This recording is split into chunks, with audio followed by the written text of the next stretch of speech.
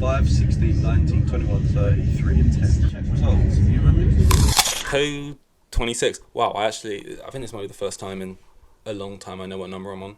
Hat today. It's a hat day, which is good because I kind of look like I have pink eye, which I don't know why. I don't think I farted on my own or somebody else farted on my pillow. That's how you get it, right? I don't know the rumors of I don't know the truths of pink eye, but the shade of this hat is kind of covering it. Um, I'm tired, man. I'm exhausted.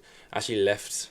Went outside into the the greater world, and it's crazy. It's like the simplest of things when you haven't done it in a while. It will fuck you up.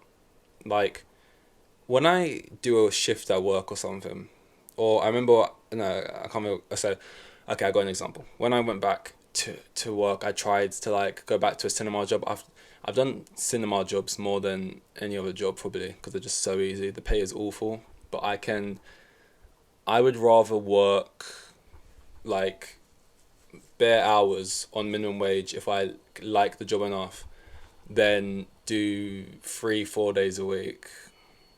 I'd rather do 6 days a week, I think, on a job that I like enough and can stand than do 4 days a week and I hate it.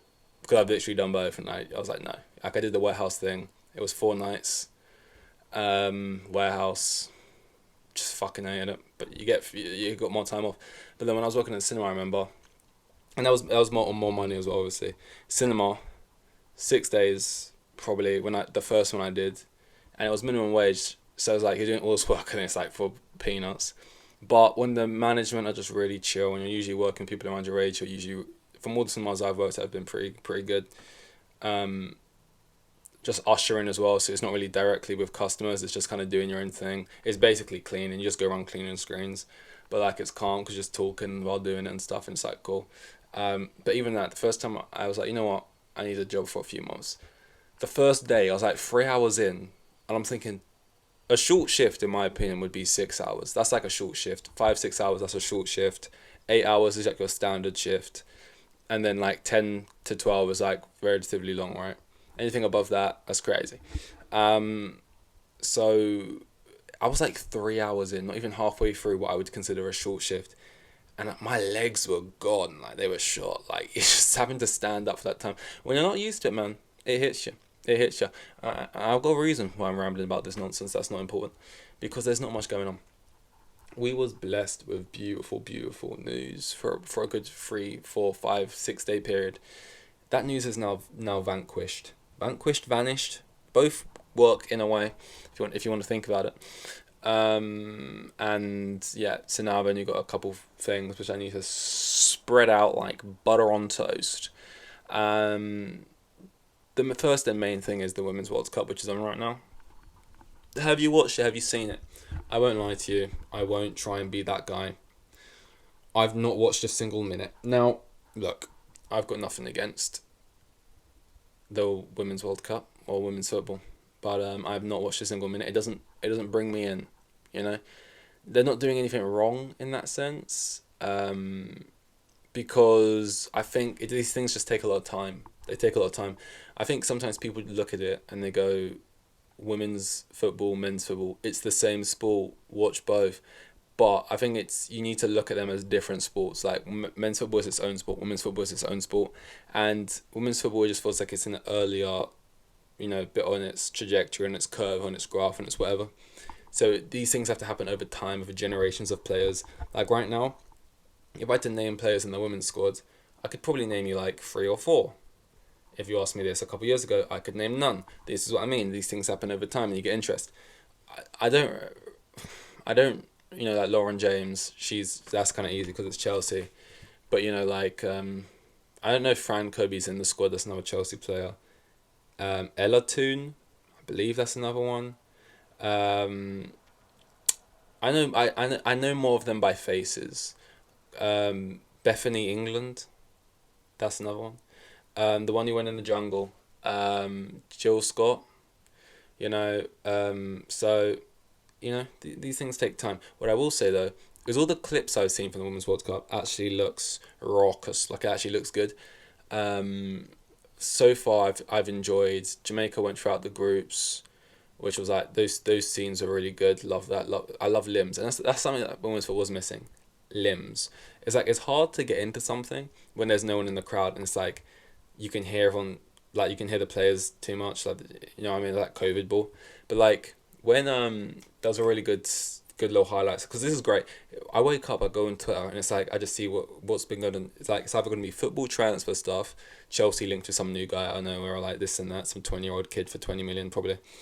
Um, so it's either Chelsea related transfers, it's you wake up and it's Messi did something brilliant in the MLS, because that seems to be happening every other day, or it's like someone just got knocked out of the groups. So today it was waking up. It was like England went through. Lauren James got a red card. They won on penalties. That was a good moment, because that final penalty one. Actually, I'm gonna get to that in a minute, because that actually wasn't as good of a moment as it should have been, but the penalty was nice. The best one was waking up for Australia. No, USA going out to what is the country, Sweden, because it was like this mad thing. It was like she saves it, but did it go over the line and VAR, and like it was good scenes. It was like the referee blows it, everyone's running over the camera, because sometimes if the camera guy's not even the camera guy, because the camera's always in everything. It's more like whoever's directing it. He's got to get those shots right, and the shots were just perfect for like in what he was cutting to, for the Sweden one. The England one I've got a problem with. It's kind of a moment like a. I don't. Usually the phrase is "I'm him," "I am him." It was like a "I am him" moment. I don't know if you'd say "I am her," but it was a him moment basically. She bangs it in top bins, like she rifles it. Keeper goes the right way and it still goes in. That's how you know it's a good pen. And it's top left. It's great, but it's a him moment because she kind of just like stands there, and she's like, when you do something sick and you don't even celebrate. It's like, oh, that's cold, but like, I don't know, like, as cool as that is, I do like it. At the same time, on the penalty shootout going through to the next round, it's like I want to see knee slides. I want to see corner runs, the corner flag.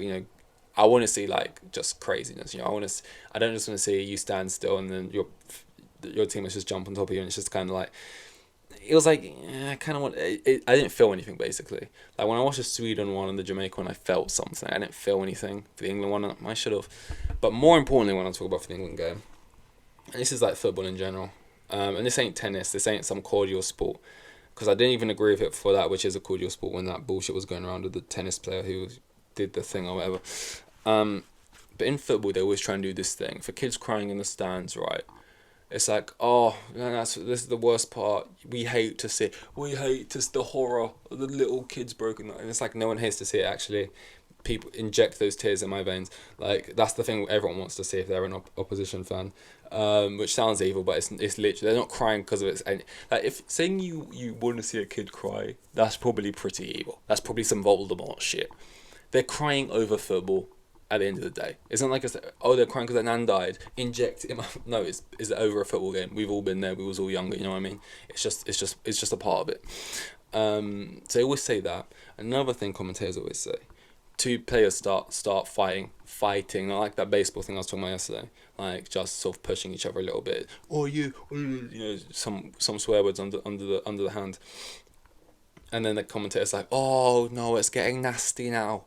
These are scenes nobody wants to see." Why do they always say that? Everyone wants to see it. It's a bit spicy. It's a bit, it's a bit sharp. People spiky. People want to. No one, like everyone's at home going, "Oh, they ruined it. Oh, this isn't. This is you know what I mean." And then thirdly is everyone praising like, oh.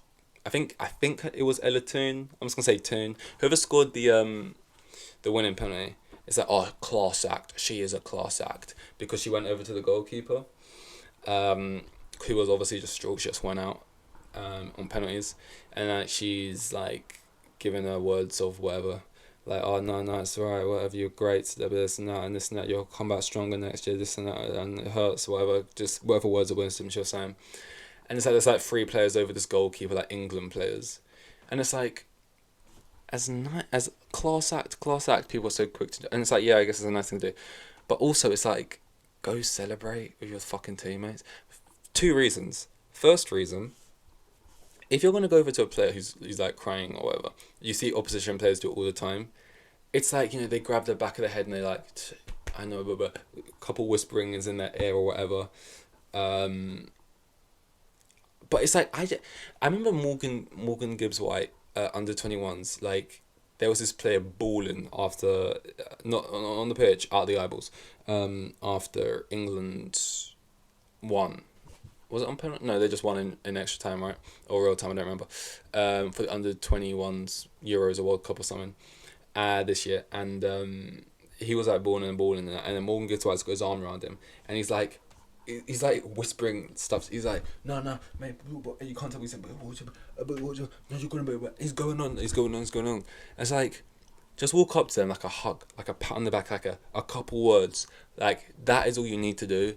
You don't need 3-4 England players around this like Nigerian goalkeeper, just like picking her up off the floor. Hold your head up, all in your ear. Her teammates should come do that. You can say a couple things and move on. Like, and if I'm in that scenario, right, maybe after the fact I can look back on it and be like, oh, that's a nice thing they were doing. But in that moment, it's like, yeah, okay, go, like, all of these 4 England players trying to show how fucking class they are. Like, oh, we're all great, guys, look at us, we're all doing this. Like, 5 seconds, 10 seconds, now go. Everyone's standing around. And the thing that pissed me off most, when the camera operator is like filming it, and then the England player turns around, she's like, no, go away, no, what is wrong with you? And it's just like, I've never heard her speak before, but the screenshot, that's the accent I heard from the screen. And sometimes a picture speaks 1,000 words, right? And it's just like, first of all, I've got something in my eye, I'm gonna get this one fucking pink as well now. When Ericsson like just collapsed on the pitch, and the players made like a human shield around him, and the camera people were filming it. Yeah, don't film that. Like, hey, what are you doing? This is sport. It's entertainment. It's a spectacle. The same way how when Gerrard scores the goal, he runs up to the camera, he kisses it and this and that, and you want to do all your little celebrations, and Mbappe wants to cross his arms and Ronaldo wants to see. When you lose, it's our job to capture that as well. We're not doing something out of order when we film the person on the floor who's gutted. The same way how we're filming that, it's the highs and lows. It's what we're trying to show here. We're trying to create it's art to them. To these directors in the room, like, camera 4, like they're creating something. You know what I mean? Same with who was it, Bellingham or someone else? When Harry Kane missed a penalty, and I was like, "No, leave him, get out his face," and that. It's like, no, this is what it is. There's 90,000 people in the stadium in that final, probably at Wembley. That millions of people are watching at home. This is what it is. Like, what do you mean? Like, you can't go to the camera person like, have some respect. What you get out of it? Oh, she's a class act. No, man. No. That, like, the England players, at most, you go over 5-10 seconds. You say your words, head up, all this other stuff, and then go celebrate. Like, 5 of them all trying to be like, oh my, these great people. Get away, cameraman. It's like, are you a class act? Sure, in the eyes of the people. I couldn't be fucking fussed. Like, that type of stuff. I'm just like, what are you doing? And there's probably other Nigerian players who wanted to kind of get over and be like, that's actually my team, mate, but all the England players are over there. Go celebrate. What, are you too good to celebrate because it's only the round of 16? Like, what are you doing?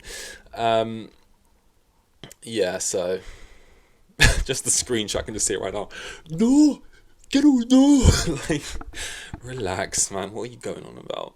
This is televised, right? You did realise that. And again, she hasn't collapsed. She's not injured or like worse news just hit her, or like heart attack or something.